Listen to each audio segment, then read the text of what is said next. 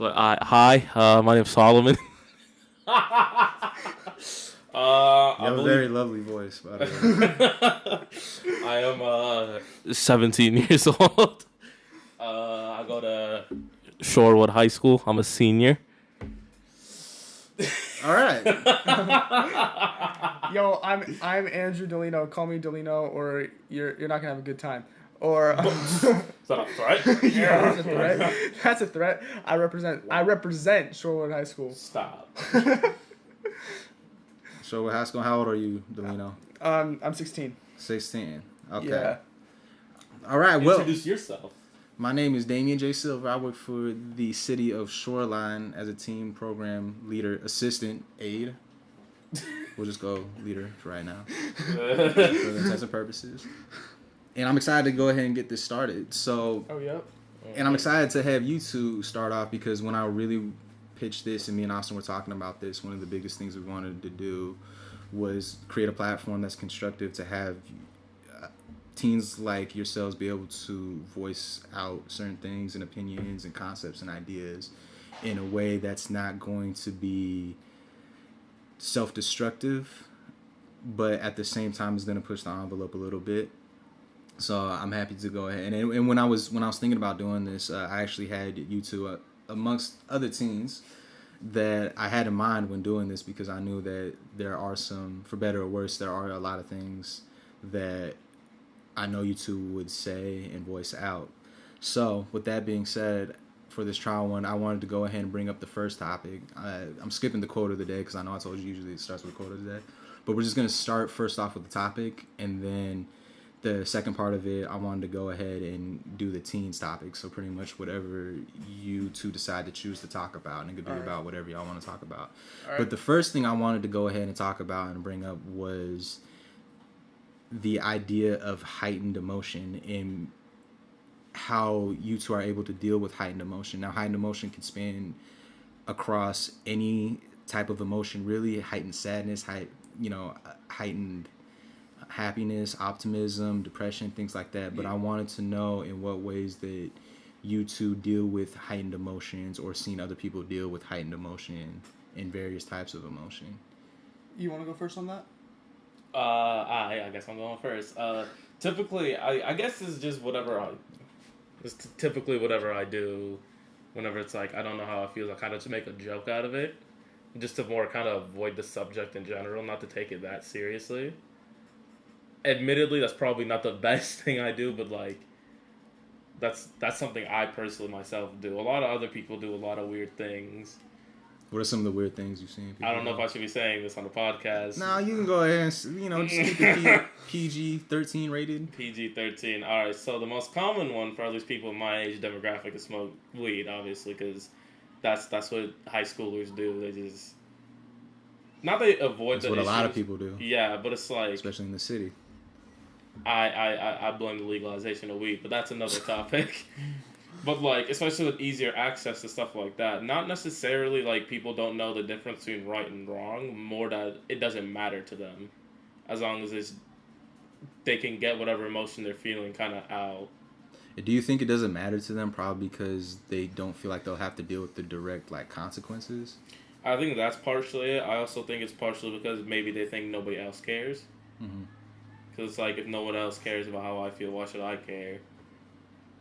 That's very, very interesting. Do you, just as a side note, because you said you like to deal with your heightened emotion kind of just kind of making a joke out of things and everything like that.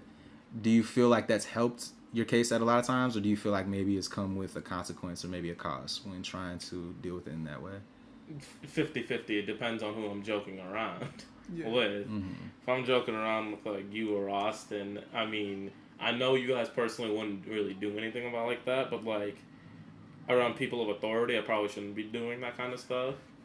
But like if it's just my friends who are just screwing around, then yeah, it doesn't really hurt. It gets a few laughs out, and it's like I don't feel as bad. Well, if I may interject on this a little bit, I do the same a lot with no matter what kind of feeling. If it's more particularly sad feelings, because I like to joke a kid around because it kind of like dies the pain down. But one of the sides on that is that people expect you to like joking kid all the time, and you're expected to be like this this kid that's always joking, and that's not who you actually are.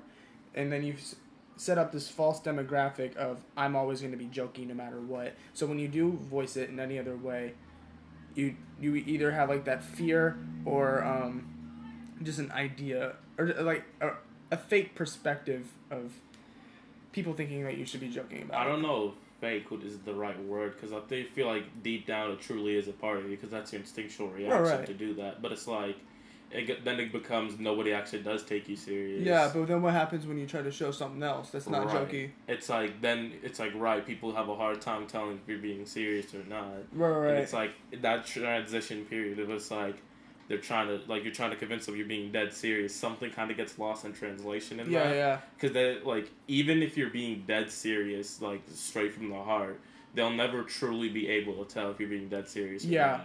Yeah, and you just set up that kind of character for yourself. Yeah.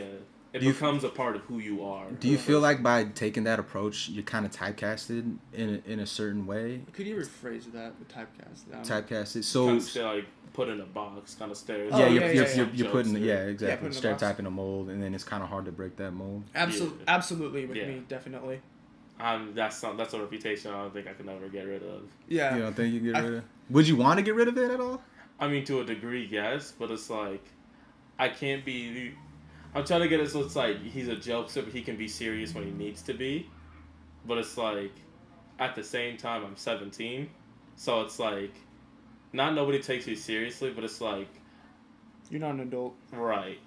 Well, I think it's interesting that you said that nobody takes you seriously when you say something, but then, I just to kind of play to support you, it's like, from what I've noticed, no one takes you seriously, but then they get to pick and choose when to take you seriously. Yeah. So it's like you have, you have this mold that's like, okay, I'm the jokester, I'm the class clown or whatever, so everybody knows not to take me seriously. But then all of a sudden, if there's a joke that you say that people don't like, or if there's something that you do that people don't like, knowing that you're full of joking, then do you feel like sometimes that tries to get flipped to being something more? Yes. Knowing full well, like, you're not being serious because you're that class. But I feel like I kind of make this more of a societal thing, not just with us individuals. I feel like now everyone, no matter what you say, no matter what jokes, somebody's going to be offended. Seems like a lot of people in Shorewood High School, but that's a discussion for another day. It's a byproduct of living in 2018. Yeah. But like, everyone's all up in their feelings. It's not even just that. First of all, it's because most of the people you're joking around are teenagers, so everybody's in their feelings. Everyone. Without exception. But like, it's more, I think they try to flip it if one, they don't like you, or two, if they do take offense by that joke. So it's like, we could be messing around this entire time, but if I make a joke out of anything, out of something you take dead serious, it's like, then it doesn't become a joke, because it's like, that's not something you should be playing about, regardless of the context. About like 90% of jokes, in my opinion, can be at least one person can think that's offensive. Very, very offensive. And you just gotta really, especially now, you gotta watch what you say around people. Especially because now I don't want to say we're talking less, like, we don't talk as much to individuals, but with the advent of more technology, with stuff like the internet and, like, cell phones and stuff like that, it's like, anything you say, it's almost watched. Like your Miranda rights. It's like, anything you say can and will be used against you. Yeah. So it's like, especially in a public space, like, if you're posting something on Instagram or something, people think it's stupid, like, that's gonna be there. That's like, always gonna be there. Like, even stuff like Snapchat, like, oh, the message disappears. No, it doesn't. You know, it's what I find fascinating about that whole thing is because I've seen the transition with technology and in social media. I've literally seen the birth of social media come into fruition and rise. But at the same time, it's not like I'm an old person. That's, you know, I am actually still pretty young. I'm just a young adult. Yeah. Well, actually, I'm a full-fledged adult, but I'm young. You know what I'm saying? So being able to see that transition, because 10 years ago is when social media really started to get popping. 10 plus years ago. I mean, really around like 2005, 2006 is when it started to get happening. Right. And what was interesting about that is it was a platform for one thing. And you see it evolve into something that's very, very amazing, but at the same time can be damaging. two sides to it. You've definitely seen both sides. It's like Pandora's box. Exactly. It's bittersweet. And the thing is that social media has such a huge impact on you. It didn't have an impact on us the same way it does on you. You're right. When I was in middle school and high school, it wasn't to the same degree that it is for y'all. Now you can get famous off of just a social media app. I'm Lil Tay, the youngest flexer of the century. Yeah, see, that's a good example. There you go. There's a 2018. What's crazy about that though is that she's 9 years old. She's 9 years old, but she's being coached by people around her. And Exactly. Yeah, But how much of that is really her fault?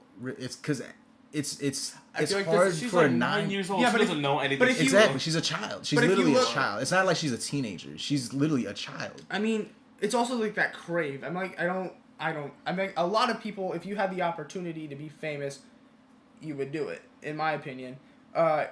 So you would try to work at it. I feel like her situation is kind of different because she's being influenced through other people, and half the things she's saying, she definitely shouldn't be saying, and I highly doubt she even knows what they mean. But like, I don't even think she believes in. Oh, she doesn't know anything. She don't know half of what she's saying. She probably doesn't know any of it. To kind of bring it back full loop, just kind of bring it back around. In terms of dealing with heightened emotion, what this little Tay, or youngest whatever, she's dealing with heightened emotion, and when you get that amount of attention and that amount of eyes on you, that you're dealing with a very, very heightened emotion. You're dealing with what's the word? I was about to get scientific, but I forgot what I was gonna say. Anyway, yeah, you're dealing with there's certain chemicals that activate in your brain that make you like dopamine. Exactly. Yeah, so you're dealing with a lot of dopamine. Making you happy, yeah, you're dealing with a lot of dopamine, which is creating that heightened emotion. Every time you get a like, every time people have all their eyes on you. I know for me, social media, I mean, I was never that big on social media. I don't post a whole lot. I even went for 2 or 3 years where I canceled all my social media accounts because I was kind of like, what's the point? I'm more of a personal interaction. I'm kind of an old soul. But one instance where I did get a lot of that attention, which created that heightened emotion personally, was when I was in high school and I was an athlete. And being a star athlete, I mean, it was a drug. It was really, really hard to learn how to live life without having all those eyes on you. When you're making that play, for me, when I was getting that touchdown, when I had people screaming my name, signs up in the stands, when I had other teams talking about me, as a young kid going to parties with other high schoolers and them talking about like, oh, who's that one kid that was playing? Yeah, that kid's a baller. Yeah, we got to watch out. It was, all that attention was really, really a lot. But it's hard to deal with that. Even for me being 17, 18, 19, it was still a lot for me to deal with. So I could only imagine, and I was dealing with so much, and it was a drug. I couldn't get enough of it. So I can only imagine what it would be for someone younger, someone at the age of 9, for Asad Khalid, what he's gonna grow up into, being the youngest flexer, quote unquote, and then having to deal with that type of attention. Because once you get that, it's really, really hard to dial it back. It's really, really hard to let go of that. So now with that being said, we're going to go ahead and go on to our next segment because we actually don't have too much longer. We're going to go into the teen choice on the topic. Teen Choice Awards, like Nickelodeon, or man.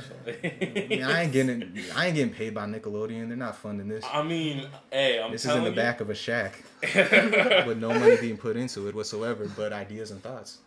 No, teen choice, like anything that y'all want to talk about, anything that y'all want to discuss. I mean, let's keep it short. Let's wrap it around what we were talking about at the beginning. Who do you think? That's not going to be short. If we're talking about the basketball playoffs. If we're talking NBA, is it going to be Cavs and Warriors all over again? No, it's not. No. What is it going to be? It's going to be Golden State and possibly Boston. It's gonna maybe Cavaliers. No, but I don't see Houston getting out. What's the Cavs record right now? 2-2. Yeah, they're 2-2 with the Celtics. Going back to Boston, yeah. Shannon Sharp wore a goat. Yeah, that was the fun. That was pretty. Did you see that? It was after Game 3. He said he had a goat mask, a LeBron jersey, and a cigar. He had a black and mild and the goat mask. Right. He said, "All right, Skip Bayless, there's 2 things I could be. All right, either a centaur or Goat James. Which one am I?" Skip Bayless like, "Dear God Almighty, the goat, the goat." That was insane. I love Shannon Sharp. He's That was surprisingly in shape for a guy who's 50 years Oh, old. you saw him flex. He Huh? was like, ugh! I was like, this man, like, He's a freaking. He's an athlete. Yeah. I mean, that man was a tight end. baller. Yeah, he was a baller when he used to play in his day. Yeah. I'm good. He has Look, dumb basketball opinions, but other than that, yeah. He's more of a football type of person. Yeah. Not even boxing, because I remember when they're talking about the whole Conor McGregor, Floyd Mayweather. They're doing a boxing match. One is a UFC fighter. One's a boxer. Who would win? I wonder. Well, Skip Bayless thought Conor McGregor was gonna win. Skip Bayless. He was all over it. Other than the fact that I'm a Skip Spurs Bayless is fan. like the dumbest person. Hold on. Because I'm a Spurs fan, I can't fully disrespect Skip Bayless because he's also a Spurs fan. He's a big Spurs fan. So it's like, other than the fact, whenever he's talking about anything else that's not San Antonio, he's stupid. Except talking about San Antonio, then he's smart. So since we're going to be coming to a close with this pretty soon, in the next couple minutes, I want to go ahead and say thank you No problem. And good night. for giving the trial run, the practice run. And make sure you eat your vitamins, say your prayers, and tell your parents you love them. And eat your vegetables. Don't forget to eat your sheep too.